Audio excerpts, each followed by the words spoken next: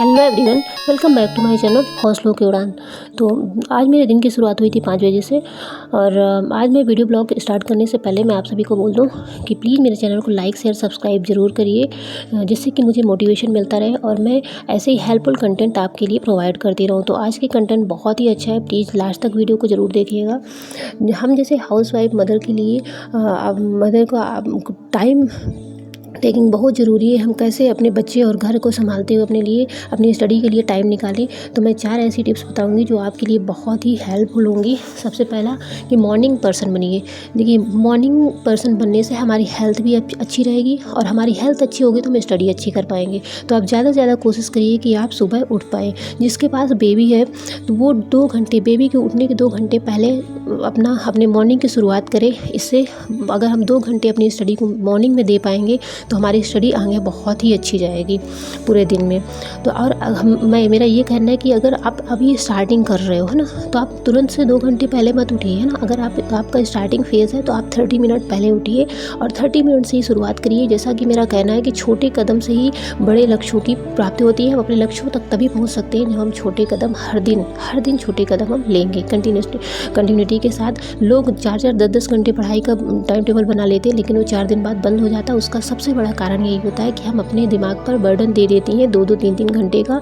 इससे बेहतर है कि आप 2 मिनट से शुरुआत करिए और 2 घंटे तक पहुंचिए, ठीक ना। दूसरा पॉइंट क्या है, टू डू लिस्ट बनाइए, घर के कामों की नहीं। अब आप सोचेंगे घर के कामों की क्यों नहीं, क्योंकि देखिए हम जैसे हाउस वाइफ में ना घर के काम ना इतनी ज़्यादा इंपॉर्टेंट होते हैं, उनकी टू डू लिस्ट नहीं बनानी पड़ती। हमें बिना टू डू लिस्ट बनाए ही हमें सब कुछ पता होता है, सब कुछ परफेक्ट कर लेते हैं। लेकिन जब बात अपनी स्टडी की आती है ना, तो हम स्टडी करने बैठे 30 मिनट हमारा उसी चीज़ में चला जाता है कि हम क्या पढ़ें, है ना। तो आप स्टडी के लिए टॉपिक बनाइए कि हमें आज क्या पढ़ना है, हमें कल क्या पढ़ना है, ठीक ना। फिर अब इसमें भी देखिए पॉइंट्स हैं। अगर आपने अभी स्टार्ट किया है ना, तो 1 वीक तक आप सिर्फ PYQ करिए। PYQ करने का भी तरीका हमने बताया शॉर्ट है कि आप सबसे पहले PYQ देखिए और एक सब्जेक्ट लीजिए, PYQ देखिए। अगर आप स्टार्टिंग फेज़ में है तो आप क्या करिए, जैसे मान लीजिए कि हिंदी लिया आपने, उसके जो क्वेश्चन आपसे नहीं बन रहे होते उन क्वेश्चन को आप नोट डाउन करिए, उसके ऑब्जेक्टिव भी नोट डाउन करिए और ऊपर जो कॉलम बचा रहता है उसमें टॉपिक लिखते चलिए, ताकि आप जब नेक्स्ट डे देखें तो आपको ये पता चला कि इन टॉपिक से क्वेश्चन पूछे जा रहे हैं। तो आपका धीरे धीरे मोटिवेशन लेवल बढ़ेगा और आपकी कंटिन्यूटी बढ़ेगी, ठीक ना। दूसरा ऑप्शन मैंने बताया ये कि आप डीपली उसको पढ़िए, डीपली एनालिसिस करिए। वो भी तरीका बहुत बेस्ट है। वो तरीके में अगर हम स्टार्टिंग फेज़ में है तो मेरा मानना ये है कि सेकंड तरीके में हम पहले फर्स्ट तरीके को अप्लाई करने के बाद जाएँ, ठीक ना। फिर तीसरा पॉइंट क्या है ना, तीसरा पॉइंट ये, और अगर आपने मतलब दूसरा ये भी ऑप्शन कि अगर आपने पहले से बहुत कुछ पढ़ रखा है तो आप क्या ले सकते हो उसमें आगे बढ़ सकती हैं। जैसे मान लिया अगर आपने स्टार्टिंग किया तो स्टार्टिंग फेज़ में मैंने क्या बताया कि आप PYQ से स्टार्ट कर सकती हैं ना। 1 वीक का चैलेंज है, आप सिर्फ PYQ पढ़ने को दे दीजिए। और अगर आपने कुछ पढ़ ले रखा है या फिर थोड़ी सी आपके अंदर कंटिन्यूटी है तो आप क्या करिए, NCERT और PYQ साथ में लीजिए, जैसे मैंने लिया है, ठीक ना।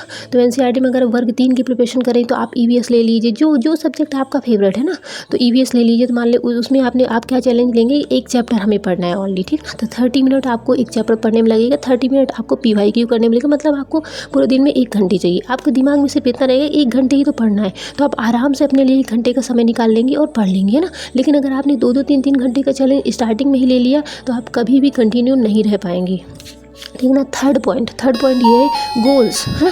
अपने गोल्स को 3 पार्ट में डिवाइड करिए। ये बहुत ही ज़्यादा बेनिफिशियल है। अपने गोल को 3 पार्ट में डिवाइड करिए। जैसे कि मान लीजिए फर्स्ट पार्ट ये है कि हमने मान लीजिए कि हमें PYQ हमने लिया, ठीक ना। फर्स्ट ऑप्शन आप क्या रखेंगे कि हम उसको रीड करेंगे, नोट डाउन करेंगे, ठीक ना।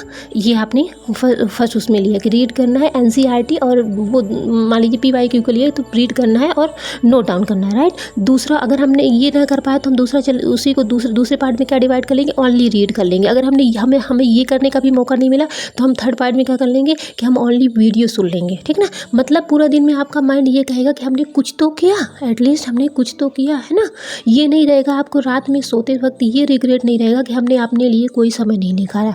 अगर आपके अंदर ये रिग्रेट रहेगा तो आप दूसरे दिन स्टडी नहीं कर पाओगे। अगर आप दूसरा, जैसे हम दूसरा अगर मैं एक्सप्लेन करूँ एग्जाम्पल के थ्रू, तो आप PYQ NCERT का आपने अगर गोल रखा तो उसको दूसरे पार्ट में लिखा हो कि हम अगर समय नहीं मिलेगा तो हम ओनली रीड कर लेंगे दोनों को, ठीक है ना। और तीसरा आप क्या करो, तीसरा आप ये करो कि 2 से 3 बार आप वीडियो सुन लेंगे, है ना।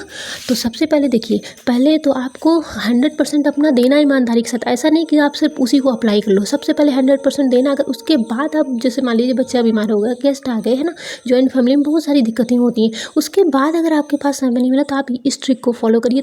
3 पार्ट में अपने गोल्स को हर दिन डिवाइड करते हुए उसको चलिए। आप मान लीजिए कि आपका आप अपनी मंजिल तक अवश्य पहुंच पाएंगे। आप जहां 30 मिनट से स्टडी के स्टार्ट करी थी, आप 3 घंटे 4 घंटे भी पढ़ पाएंगे, ठीक है ना। सबसे इम्पोर्टेंट काम होता है, कामों की लिस्ट तैयार करो। जैसे खाना बनाना, इंपॉर्टेंट काम। आप सबसे पहले, बेबी अगर सो रहा है ना, उस टाइम पे आप कोई भी काम मत करो, ठीक ना। आप ऐसी टू डू लिस्ट बनाओ कि जब बेबी के सोने से पहले, जब बेबी जग रहा है, उस समय सब लोग आपकी हेल्प करेंगे। जॉइंट फैमिली में अगर आप हैं तो उस समय आप जो तो सारे काम निपटाइए और उन कामों की लिस्ट बनाइए जो सबसे ज़्यादा इंपॉर्टेंट है, उनको आप करिए। और इसके बाद